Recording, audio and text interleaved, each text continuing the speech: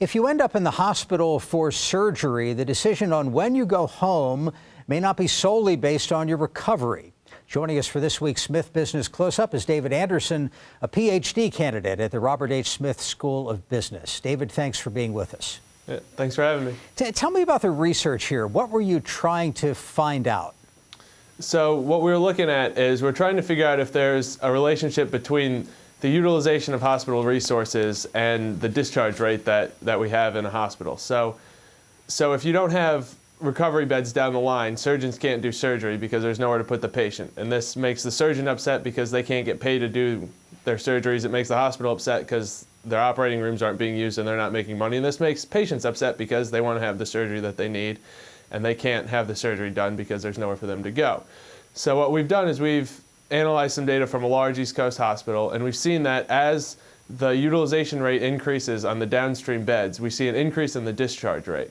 So that basically what's happening is that we're discharging patients sooner, not because they're ready to go home or because of anything about the recovery process, but what's happening is we're discharging these patients in part because we need their bed for somebody else coming in. So is it possible, so I guess one analysis is they're pushing people out the door to make room for more people. On the other hand, is it possible that when they have some extra space that they're keeping people around longer for various reasons? Yeah, and that's exactly the question we had after this first study that we showed that there was the increased discharge rate when there are either more surgeries happening or a higher utilization rate. Our question was, is this a good thing or a bad thing? Are we keeping people too long because we have the extra space and we might as well use it? Or are we discharging them too soon because we need it for somebody else? So what we decided to look at was the readmission rate of these patients who are discharged right when the utilization was high. So we found that there was this increased discharge rate, and we looked at those patients and we saw that they were readmitted almost 50% more likely within 3 days than patients who are discharged from normal operating. So we see here that these patients are discharged too soon, we say, and then they're going to be readmitted much more likely within 3 days if they're discharged from a highly utilized ICU. That's really compelling information. I guess as a patient, if I ever went in to have my tonsils out or something, I'd ask how full the hospital was. What do you think the medical community response to research like this is?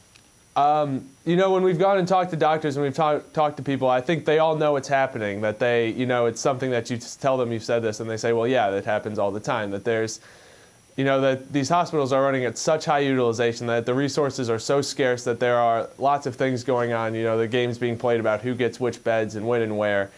And I think the important part of this is that we've sort of crystallized it and shown clearly that it is happening and to what extent it's happening, that it's not, I don't think, very much a surprise. How do you think the decision gets made in the hospital? So if you're a surgeon and you have a bunch of patients, the hospital really wants to push somebody out the door, do they lean on you somehow? I mean, what's your sense of the mechanism there?